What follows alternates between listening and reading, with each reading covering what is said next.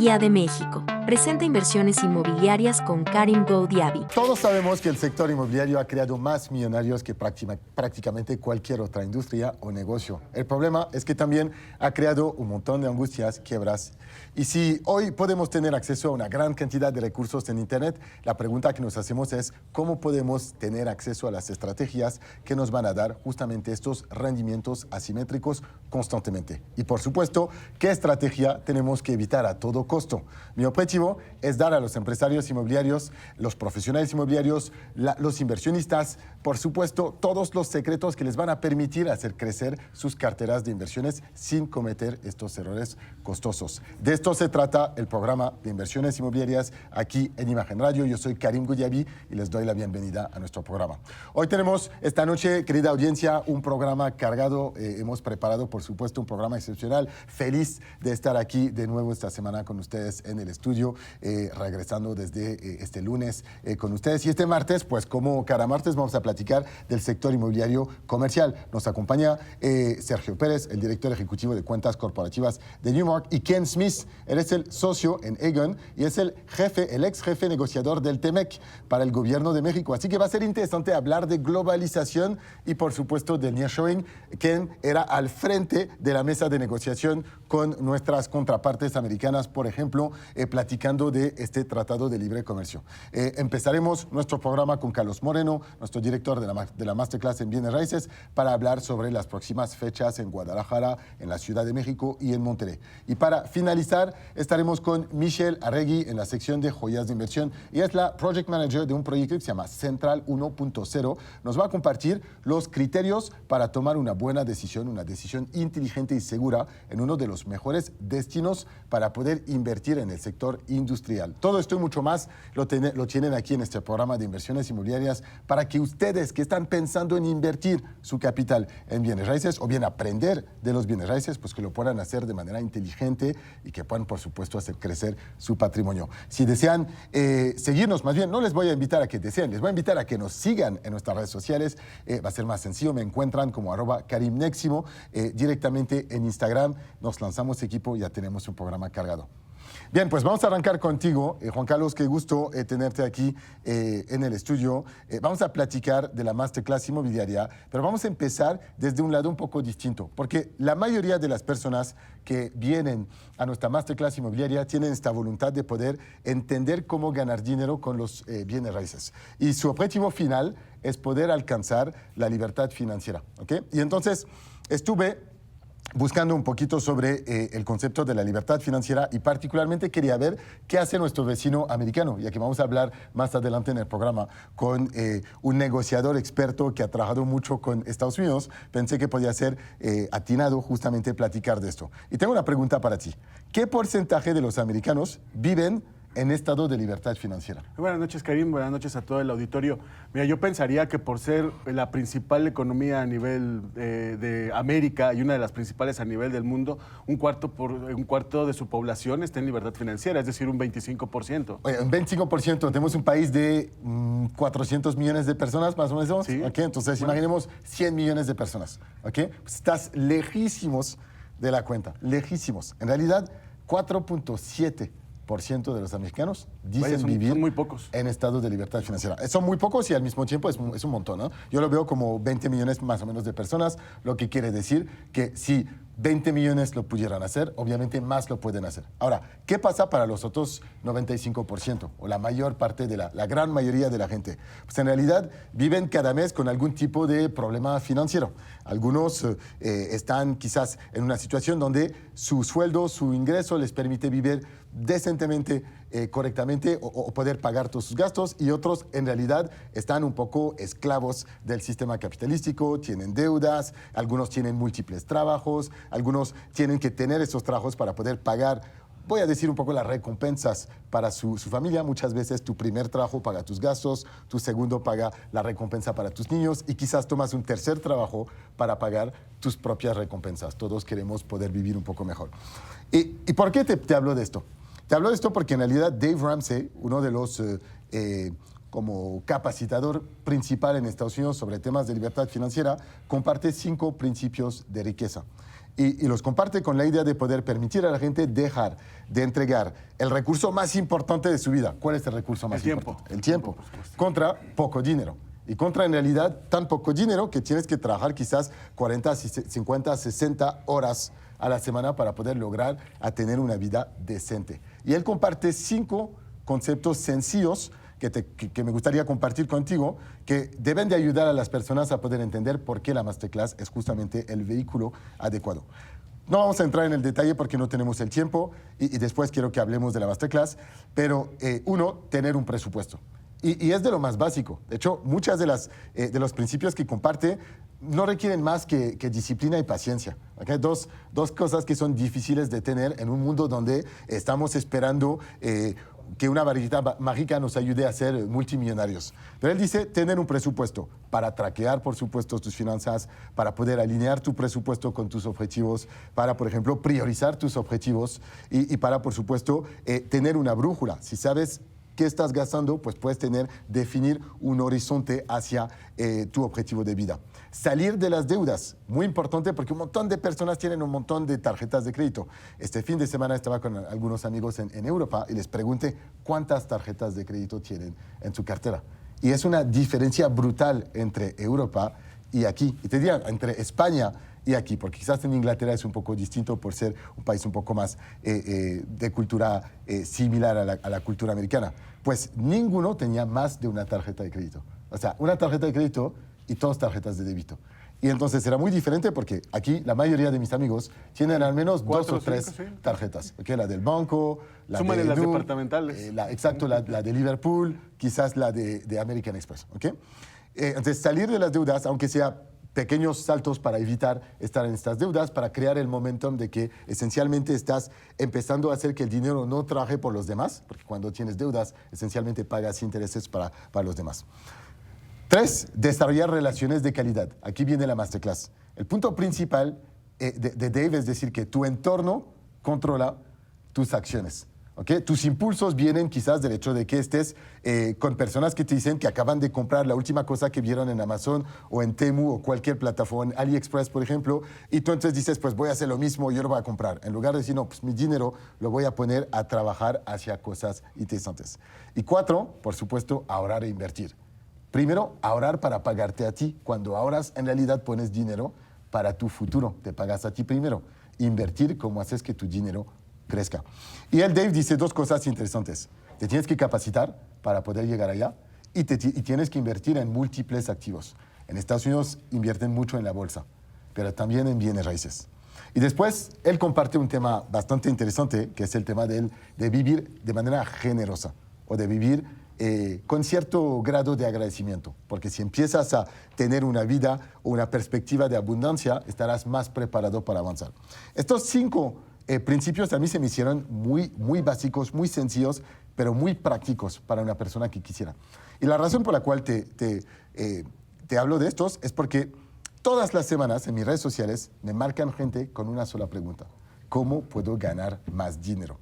¿Cómo puedo asegurarme de poder vivir mejor con los bienes raíces? Pues es muy sencillo. Vamos a hacer un llamado a todas las personas que nos escuchan, los que ganan menos de 20,000 pesos, los que quisieran quizás ganar 50,000 pesos al mes, los que tienen ganas de invertir en bienes raíces pero no saben cómo hacerlo, y les vamos a invitar a estar con nosotros en la Masterclass. Y ahora me gustaría que tú explicaras justamente de qué se trata esta Masterclass y cómo pueden aprovechar este espacio para crecer sus finanzas. Sí, claro, y sobre todo porque los conceptos que acabas de mencionar son sumamente atractivos para una persona que quiere y busca la libertad financiera. Y empezamos con los procesos de la Masterclass por una sola razón: el proceso de capacitación, porque la formación continua, la capacitación continua es clave esencial para la movilidad social. De hecho, lo mencionabas en los 5 puntos, en las 5 recomendaciones que ahorita estabas enlistando.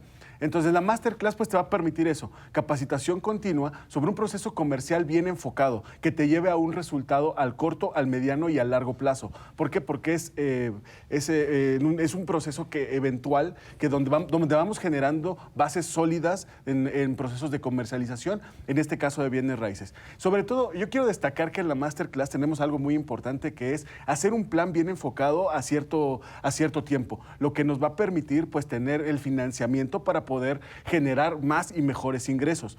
Y yo le hablo al auditorio, el que nos está escuchando, nos está viendo. Si tú tienes como objetivo tener libertad financiera, la Masterclass te va a permitir generar estos ingresos, yo te podría decir por arriba de los 50 mil pesos, pero vamos a ser un poquito conservadores. Tenemos procesos que a los primeros 90 días después de la Masterclass, donde podemos generar de 20 mil, 40 mil o hasta 60 mil pesos con un inventario que ahí te podemos dar, un inventario saludable, un inventario que es totalmente vendible. Pero vámonos un pasito más atrás. Ya cuando tenemos una planeación económica, podemos lograr comercializar bienes inmuebles de calidad, los que nos va a permitir tener estos ingresos. Imaginémoslo de esta manera.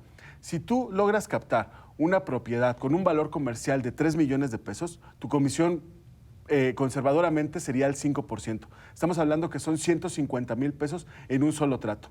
Estamos hablando que puede ser ingresos de medio año, en un solo trato nada más. Ahora, esta sesión Masterclass pues tiene un trato a nuestros participantes como atletas de alto rendimiento, donde el participante no solamente conoce conceptos claros de bienes raíces, sino los lleva a la práctica. Te voy a dar un estadístico, Karim.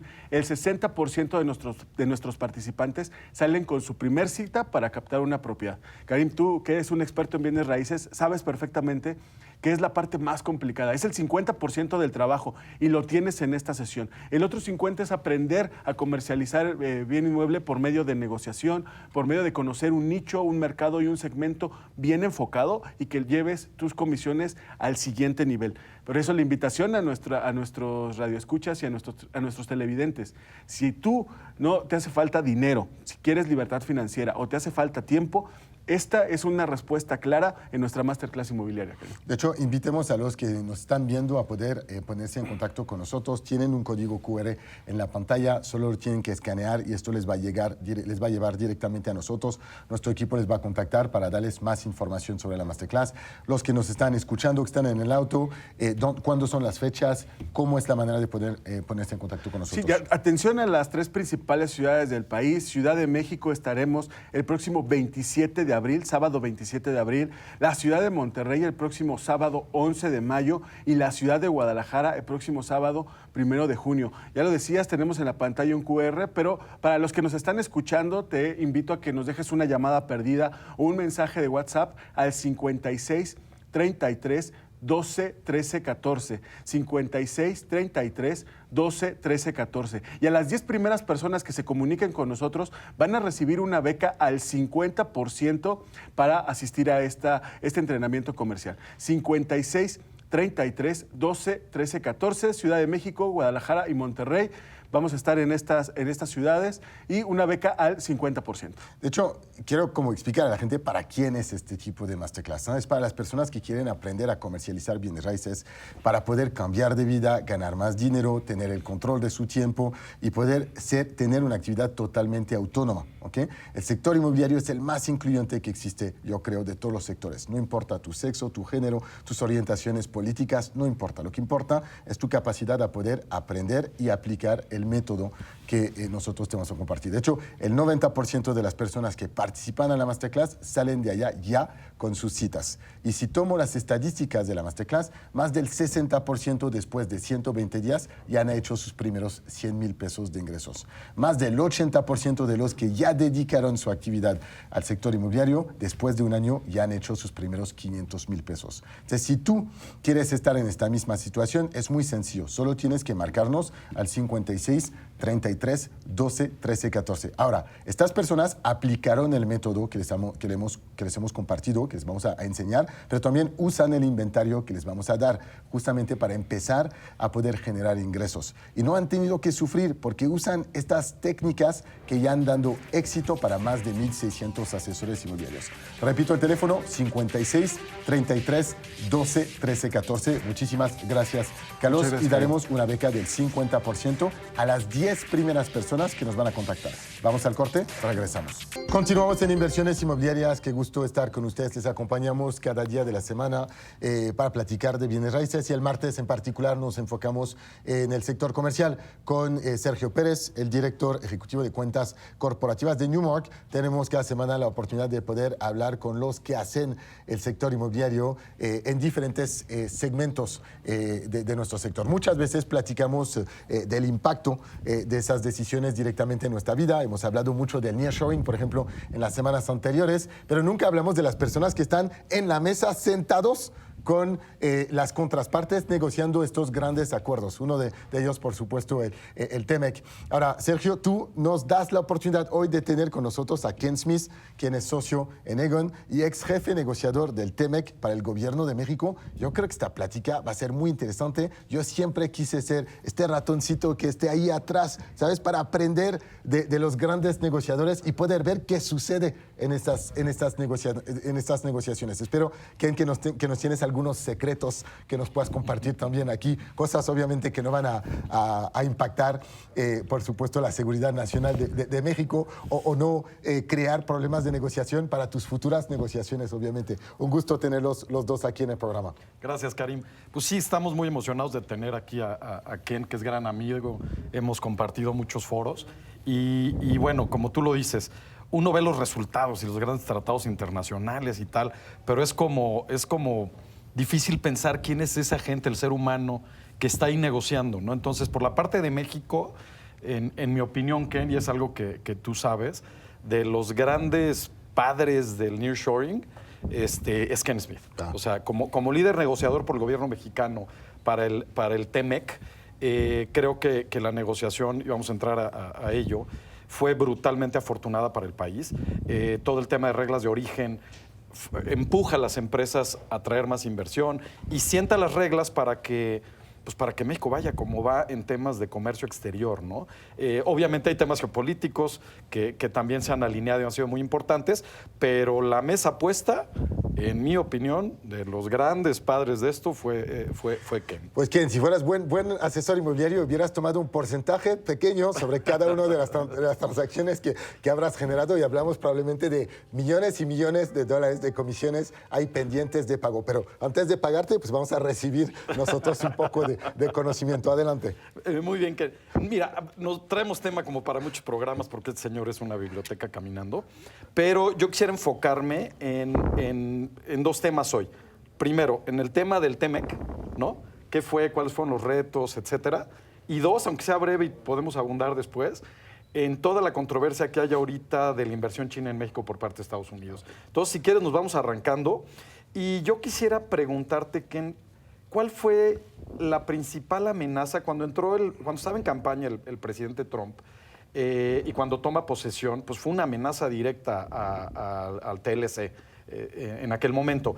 Y realmente en nuestro mercado inmobiliario vemos un congelamiento en la absorción cuando estuvo amenazado el Tratado de Libre Comercio, más allá de cualquier posición política electoral en los dos países. ¿Cuál fue esa amenaza? ¿Esa amenaza era real? ¿Es cierto que podían cancelar el tratado en un plumazo, etcétera? ¿Cuál fue tu experiencia previa, inicialmente, y después cómo fue evolucionando? Claro, muchísimas gracias. Y antes que nada, Karim, Sergio, muchísimas gracias por la invitación para estar con ustedes el día de hoy. Y bueno, como bien señalas, hubo retos importantes al inicio de la negociación, ya desde el proceso de la campaña, antes de ser elegido presidente, el candidato Trump había señalado que, en su opinión, el Telecán era el peor acuerdo que se había negociado en la historia de Estados Unidos. A pesar de que la evidencia empírica mostraba beneficios para los tres países a lo largo de más de 25 años, esa era su postura. Y amenazaba con salirse a menos de que sucedieran dos cosas: que hubiera cambios radicales en el tratado y que se eliminara el déficit comercial de Estados Unidos con México.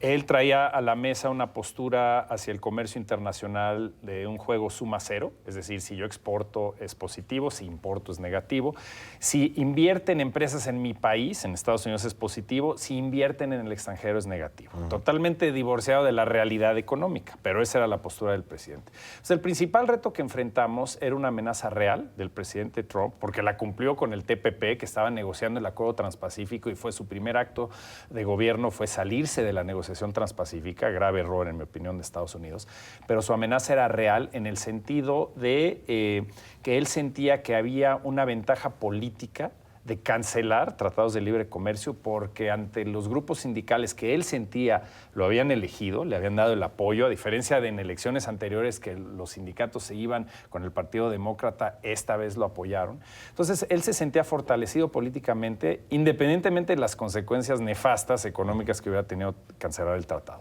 Entonces, en ese sentido, el principal reto era perder el tratado que habíamos tenido en vigor durante 25 años, que como ya lo señalaron ustedes, en realidad tanto el Telecán y ahora el TEMEC es es el impulso más fuerte, es el motor para dar certidumbre jurídica a largo plazo para los exportadores e inversionistas de la región, pero también inversionistas de otras regiones, que saben que si se establecen para producir en América del Norte, va a haber una certeza jurídica a largo plazo y una viabilidad del acuerdo. Eso es lo que estaba en juego en 2017 cuando llegó el presidente Trump al poder. Y era una amenaza como tú comentas. Era una amenaza real, pero corrígeme, que mucho era una posición electorera, ¿no? Para jalar un poquillo de votos, y la otra era para sentar la base de negociación con el gobierno mexicano y sacar lo que él quería. Yo creo que dime si estoy equivocado, de fondo no lo quería quitar. De fondo quería presionar para tener una negociación adecuada y jalar votos, ¿no? Que fueran por esa línea, ¿es correcto? Por supuesto, digo, al final de cuentas hay que tomar en cuenta que Estados Unidos buscaba acotar la entrada de una serie de sectores muy importantes de exportación de México y también de Canadá a Estados Unidos, nuevamente para favorecer estos intereses proteccionistas, no solo de los sindicatos, algunos grupos agrícolas, etcétera. Entonces, lo que buscaba el presidente Trump, que al final de cuentas no lo logró, eso hay que ponerlo sobre la mesa, era regresar a esquemas de comercio administrado con México y Canadá. Es decir, sí va a haber libre comercio. Partía Estados Unidos de la premisa que Estados Unidos, siendo el mercado más grande y más atractivo del mundo, tenía que obtener mejor acceso a México y a Canadá. Sentía que la situación estaba desbalanceada. Entonces, ¿qué buscaba? Acotar espacios para las exportaciones en el sector automotriz, agrícola, agroindustrial, textil, reducir la capacidad de Canadá y México de participar en licitaciones de compras públicas en Estados Unidos. Todo eso logramos quitarlo de la mesa. Es decir, uno de los grandes logros del TEMEC es que se preserve el libre comercio. Si lo ves de fuera, tú puedes decir, bueno, pero se mantuvo lo que ya teníamos, no es un gran logro. Partiendo del inicio de la negociación y la postura de Trump, sí es un gran logro, porque él buscaba incrementar aranceles, lo cual no se permite ni en el Telecán ni en el TEMEC, y en ese sentido reducir la capacidad de México de seguir creciendo como exportador a Estados Unidos. A mí se me hace importante lo que dices porque muchas veces pensamos que es imposible negociar con alguien que tiene un balance de poder muy superior. Y como decías, Estados Unidos es el mercado más importante del mundo. Entonces, obviamente, deben de llegar con una posición de fuerza muy importante.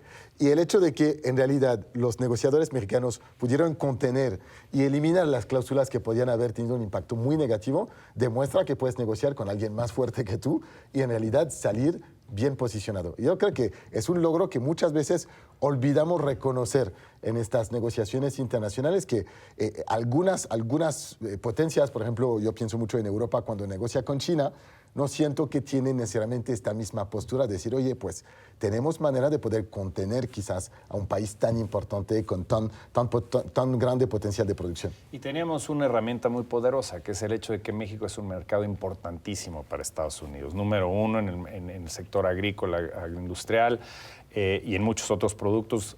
Los productos, por ejemplo, del sector automotriz cruzan la frontera 8 o 9 veces. Exacto. Hay una conexión desde hace décadas, que Sergio conoce muy bien, entre los clústeres industriales de México, Estados Unidos, Canadá, y eso te da leverage en la negociación. Es decir, por supuesto, Estados Unidos y México y Canadá se pueden salir del tratado, pero los costos son inmediatos y son enormes desde el punto de vista económico, ¿no? Del impacto. Entonces, México tenía que jugar con esa fortaleza de decir, más allá de la narrativa política de Estados Unidos y esta posición dura negociadora de o hacen lo que quiero o me salgo, México tenía el espacio para negociar los puntos prioritarios para nuestro país, que era preservar el libre comercio, modernizar el tratado, ese era un aspecto que empujaba México junto con Canadá, porque había que adecuarlo a las realidades económicas del siglo XXI, es decir, cuando se negoció a principios de los 90 no había comercio digital, no había habido la explosión en general de tecnologías de la información, la participación de empresas propiedad del Estado como competidoras, por ejemplo, en el sector energético con empresas privadas, todo eso se tuvo que adecuar y modernizar en el tratado. Y por eso, considero que fue una negociación positiva porque se mantuvo el libre comercio, se modernizó el tratado y un aspecto fundamental, se mantuvieron y se fortalecieron los mecanismos de solución de disputas. Estos paneles arbitrales independientes que no dependen del poder político de los países, sino de decisiones imparciales. En tu día a día, ¿qué hacías? ¿Hablabas con tu contraparte canadiense, por ejemplo, para ponerse de acuerdo sobre lo que los dos países que suman la contraparte de Estados Unidos pues querían para luego sentarte con los americanos? ¿O cuál era un poco la relación ahí en la negociación, en el día a día? Sí, mira, en las rondas de negociación donde participaron hasta 900 negociadores, tomando la totalidad de los tres países, más el cuarto de juntos, el sector privado que acompaña, que no se sienta en las mesas de negociación, pero acompaña a cada uno de los grupos. La labor del jefe negociador es coordinar 34 mesas de trabajo en donde tienes que diseñar junto con los negociadores, no nada más de la Secretaría de Economía, de todas las áreas responsables, Hacienda, Comunicaciones y Transportes, Medio Ambiente, Laboral, las posturas que va a poner México sobre la mesa. Entonces, cada mañana en las rondas teníamos reuniones largas, los tres jefes negociadores, Canadá, México, Estados Unidos, para repasar cómo íbamos en cada ronda y a partir de ahí ya ayudar a las mesas de negociación a destrabar temas e ir subiéndolos a los ministros para que ya los aprobaran. Continuamos contigo, Ken, continuamos con Sergio también para platicar justamente de estas negociaciones. Regresamos. Apasionante esta discusión que tenemos con Ken Smith, socio en Aegon y ex jefe negociador del TEMEC para el Gobierno de México, y por supuesto con nuestro colocutor aquí, Sergio Pérez, el director ejecutivo de cuentas corporativas en Newmark. Continuamos entonces, Sergio. Se coordinaban todas las mesas y sobre eso, ¿cómo llegabas al consenso de un lado y del otro? ¿Cuánto tiempo llevó? ¿Cuál fue Bueno, fue una negociación que duró, digamos, la primera fase, porque hay que recordar que se reabrió ya bajo la administración del presidente López Obrador y bajo la presión del Partido Demócrata en Estados Unidos, pero la negociación original duró casi 16 meses, de agosto de 2017 al 30 de noviembre de 2018. Es decir, el último día de la administración del presidente Peña Nieto, el acuerdo se firmó en el marco de la reunión del G20 en Buenos Aires. Entonces, lo que sucedía, tuvimos 9 rondas, de las cuales cada ronda duraba alrededor de una semana. Eran días muy, muy largos, de 17, 18 horas de trabajo, más los reportes al sector privado mexicano, reportes al Congreso. Al final de cada ronda llegaban los ministros para un día de actividades donde los jefes negociadores les reportábamos los avances hasta ese momento. Básicamente los jefes negociadores coordinaban, como mencionaba, la postura en cada una de las mesas por parte de sus respectivos países y recibían reportes diarios de cada uno de los jefes de la negociación en cada una de las mesas. Había 34 jefes por parte de México que reportaban a los jefes negociadores cómo iba avanzando, y obviamente rápidamente llegabas a puntos donde se bloqueaba la negociación y donde los jefes negociadores tenían que participar directamente, destrabando lo más que se pudiera para que cuando llegabas al final de la ronda los ministros tuvieran el menor número de temas abiertos posibles y pudieran palomear, o ya los temas más difíciles cerrarlos ellos. O sea, temas como el sector automotriz, como el tema de la Sunset Clause, que al final de cuentas se eliminó esta cláusula de muerte súbita, o los temas de solución de disputas, que Estados Unidos no quería un mecanismo de solución de disputas, son algunos de los temas que se fueron hasta el mero final de la negociación. Es decir, en los últimos días, ahí ya con el apoyo directo de los secretarios que cerraron esos aspectos, fue como se logró llegar a un consenso y cerrar la negociación. Pero hubo momentos donde pues, Estados Unidos tomó una postura muy dura, donde amenazó inclusive con retirarse de la negociación. Esto sucedió en abril, mayo de 2018, con la amenaza política diciendo, sabemos que tienen elecciones y que posiblemente va a entrar un nuevo gobierno a México. ¿Por qué negocio con ustedes? Mejor negocio con el siguiente gobierno. Y el gobierno de México, ahí el secretario Guajardo tomó una postura muy clara donde dijo, nosotros tenemos el mandato de negociar hasta las 12 de la noche del 30 de noviembre. Entonces, es con nosotros con los que tienen que negociar. Entonces, no vamos a dar más concesiones de las que puede dar nuestro país. Entonces, ese fue un momento de break, un impasse que duró 3 semanas, y después regresó a Estados Unidos. Cuando vio que no era un bluff, que México iba en serio, se sentaron ya a negociar y fue la última fase de la negociación que llevó a esta situación donde pudimos preservar el libre comercio y modernizar el tratado. Pero sí hubo momentos donde parecía que todo se podía colapsar. Interesantísimo. Oye, a ver, como resumen, entiendo que una de las grandes conquistas, de los grandes logros de la nueva negociación del TEMEC fue mantener lo que se tenía, ¿no? En su mayor parte. Pero en un balance, ¿cuáles fueron las cesiones? O sea, por no decir lo que tuvimos que perder. ¿Y cuáles fueron las ganancias que tuvo el TEMEC en comparación con el TLC? Claro.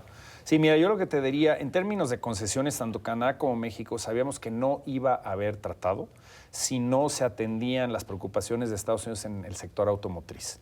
Dado que había esta obsesión con el déficit comercial con México y que la gran parte del déficit se localiza en el sector automotriz, había esta idea por parte de la administración Trump que hacer las reglas de origen muy estrictas iban a reducir ese déficit.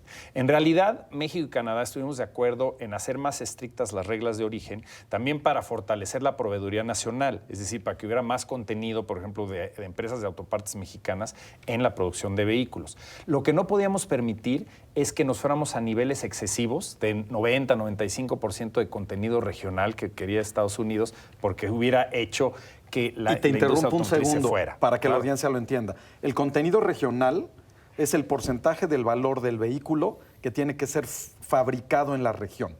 ¿Qué llamamos Eso es el región? contenido regional. Son los tres países. Es Los América tres del países. Norte. Y es fundamental la regla de origen, porque si tú cumples con esa regla de contenido regional, entonces al exportar tus vehículos de México a Canadá o Estados Unidos, pagas 0 arancel. Entonces se tuvo que ceder, se tuvo que hacer un esquema de reglas de origen más estricta, más complejas para cumplir, más costosas. O sea, sí se incrementan los costos de producir en América del Norte, pero no a un nivel que cause desinversión. Porque si las hacías demasiado estrictas, se iban a ir no de México y Canadá, también de Estados Unidos a Asia y a Europa del Este. Entonces, eso fue una concesión, pero que se logró un balance positivo para México.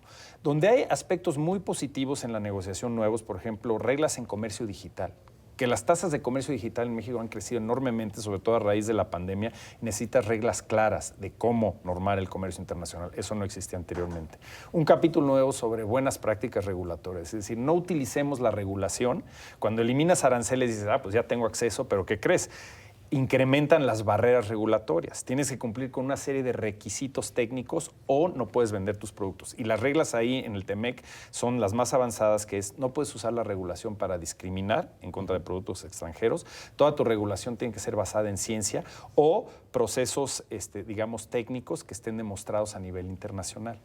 ¿Cómo deben conducirse las empresas propiedad del Estado, por ejemplo, en el sector energético? No puedes crear regulaciones que discriminen en contra de los privados y a favor de los monopolios estatales. Eso no existía en el Telecán original, donde todo el sector energético estaba prácticamente excluido. Entonces, en todos los capítulos nuevos, que son 12 capítulos nuevos del tratado, se introducen disciplinas que ayudan a facilitar el comercio. Y también hay un tema aduanero muy importante, un capítulo sobre facilitación comercial para reducir la burocracia en frontera, facilitar el cruce fronterizo. Y eso es importantísimo en una frontera tan amplia y tan importante, donde tienes más de $2,000 millones diarios de comercio entre México y Estados Unidos. Regresando al tema del contenido regional, Ken, corrígeme, pero industria automotriz, que es realmente nuestro sector más fuerte nacional, creció, si mal no recuerdo, de 62.5 a 75%. Es correcto. Eso genera que muchas partes que llegaron de otros lugares del mundo ahora se tengan que fabricar en México. Y eso, en mi sector inmobiliario industrial puntual, ha sido de los grandes detonadores de inversión. ¿Esa era la idea o fue algo que simplemente se dio? Mira, lo que se sabía es que era muy importante mantener el libre comercio en la región y modernizar el tratado para justamente seguir manteniendo esta certidumbre legal a largo plazo y que México siguiera siendo atractivo para la recepción de inversión extranjera. Lo que mencionas es absolutamente cierto. Antes había países, digamos, en Asia o en Europa, en la Unión Europea, en Europa del Este, que podían exportar sus componentes a México, Canadá, Estados Unidos y que se incorporaran a los vehículos y aunque no cumplieran con la regla de origen, gozar de la preferencia arancelaria. Hoy en día estos países saben que para obtener el 0% de arancel, tienes que instalarse en América del Norte. Y sigue siendo México, dentro de América del Norte, en el sector automotriz, el país más eficiente, más atractivo para la inversión. Y en efecto, estamos viendo un incremento en la inversión japonesa, coreana, China, por supuesto, y de Europa también, que está llegando a nuestro país, no solo en automotriz, en muchos otros sectores. Tenemos, a ver, el tiempo ya se nos fue. Vamos a dejar el tema de China, yo creo que para otro programa, porque está interesantísimo esto. A ver, preguntas directas. 1, ¿sí nos pueden cancelar el tratado de un plumazo? Y 2, ¿cuándo son las revisiones y qué esperamos de esta siguiente revisión? Claro, rápidamente, no se puede cancelar el tratado. Los países son libres de salirse en lo individual del tratado, presentando una notificación con 6 meses de anticipación. Okay. Si ya no conviene a sus intereses, se pueden retirar, pero el tratado seguiría para los otros 2 países. Eso lo logramos mantener en el TEMEC. Y viene una revisión integral en el 2026, que fue el resultado de la negociación donde evitamos esta cláusula de sunset que impulsaba el presidente Trump, que decía que después de 5 años, si los jefes de Estado no estaban de acuerdo en continuar el tratado, se acababa para los 3 países. Lo que hay hoy en día es una revisión integral de cómo se está implementando el tratado y los países pueden hacer recomendaciones sobre cómo mejorarlo. No es de entrada una renegociación, no está establecido así, pero por el ambiente político que se vive, el tema difícil de la guerra comercial de Estados Unidos con China, es probable que por lo menos, y sobre todo si llega la administración Trump, busquen hacer cambios en 2026. Hay que estar preparados también con los intereses que nosotros queremos impulsar como país en esa revisión, pero lo ideal es que no sea una renegociación, que se revise y se ratifique el tratado y se relance, como está establecido en un acuerdo, por otros 16 años, y cada 6 años se va revisando. Yo creo que hay un antecedente muy interesante en el mundo a nivel global, es comparar lo que los británicos intentaron hacer con la salida de Inglaterra del Reino Unido de Europa. Y al final había un discurso populista que al recuperar tu soberanidad ibas a tener una economía más libertad y un crecimiento más importante. Y 3 años después de Brexit, en realidad, los mismos pescadores, productores ingleses que tenían a su lado al final el mercado más grande, el partner más importante que era la Unión Europea, pues todos yo creo que hoy quisieran regresar en realidad y no haber tenido que pagar el precio de salir de un tratado de mercado único que les facilitaba la vida en realidad. Claro, y eso lo vimos en la negociación del TEMEC y sabíamos que a largo plazo el TEMEC, o sea, la continuación de un Telecán moderno, iba a ser un gran instrumento para impulsar la atracción de inversión a nuestro país y que creciera el comercio en la región. Lo estamos viendo, tenemos cifras comerciales récord con Estados Unidos, $800,000 millones, 36,000 millones de dólares de inversión extranjera directa, que en mi opinión, a pesar de ser una cifra récord, podría duplicarse y debería duplicarse si atendemos las necesidades domésticas de infraestructura, energía, educación, capacitación de la fuerza laboral, desarrollo de pymes, pero creo que todo eso es un tema para otra discusión, pero sí está creciendo enormemente la inversión en nuestro país. No, totalmente. ¿Sí? Con Ken hay mucho tema y lo vamos a explotar hasta donde nos deje mi buen amigo. Importante mencionar que Ken es socio de Agon, que a lo que se dedica es a asesorar a las empresas en temas de entrada a nivel nacional y obviamente qué más experto que el que puso las bases del tratado, ¿no? Pues Ken Smith, muchísimas gracias. Sergio Pérez, muchísimas gracias. Ken, ya tienes tu invitación para estar con nosotros. Vamos al corte, regresamos. Apasionantes estas discusiones con Ken Smith y con Sergio Pérez. Hablamos, por supuesto, de lo que hace que al final del día México se convierta en un país cada vez más atractivo, que nos ha dado todas las razones que hizo que el TEMEC facilitó el desarrollo del nearshoring.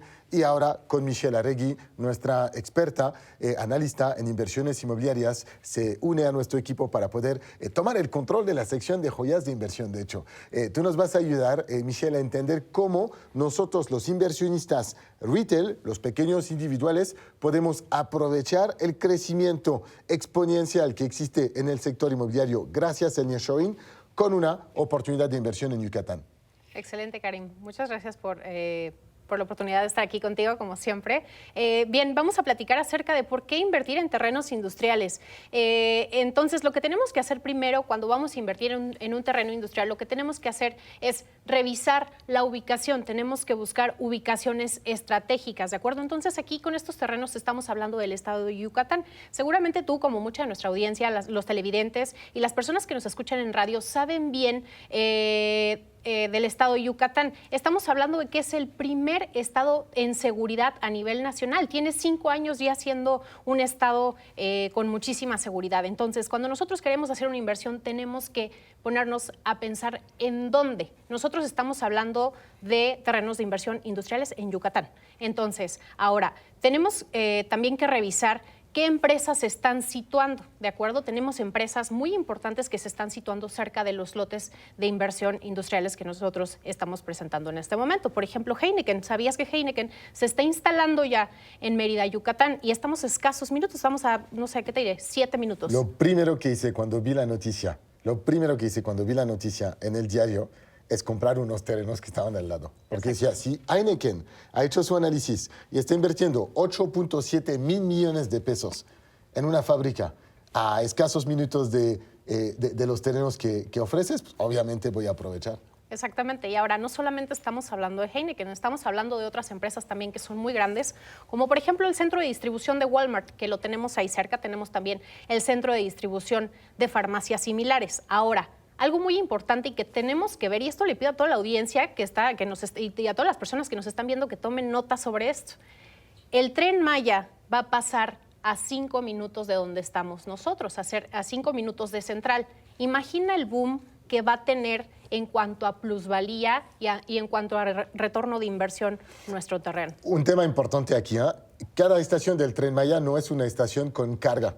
La estación de Tella en Mérida es una estación de pasajeros y hay una estación de carga. Y ahí lo ves, porque de hecho está el terreno de farmacias similares colindante con la estación de Tella. Y es impresionante porque ellos van a poder mandar a sus cargamientos directamente hacia el tren y poder avanzar. Pero para nosotros que estamos a apenas 5 minutos, es una bendición. Exactamente, entonces imagina, además estos terrenos únicamente, seguramente cuando ustedes escuchan terrenos industriales, te imaginas industria, ¿ok? Pero hay que pensar, si Heineken se está instalando y Heineken tiene planeado darle empleo a más de 2,000 personas, ¿en dónde van a vivir estas personas? Entonces, tenemos que estar ubicados a la cercanía de la urbe. Nosotros estamos si estamos yendo hacia Mérida, estamos a 8 minutos de Mérida, ¿ok? Estamos sobre la carretera Mérida-Chetumal, ¿ok? Entonces tomamos el acceso, salimos de nuestro lote y nos podemos acercar a Mérida. ¿Por qué les digo esto?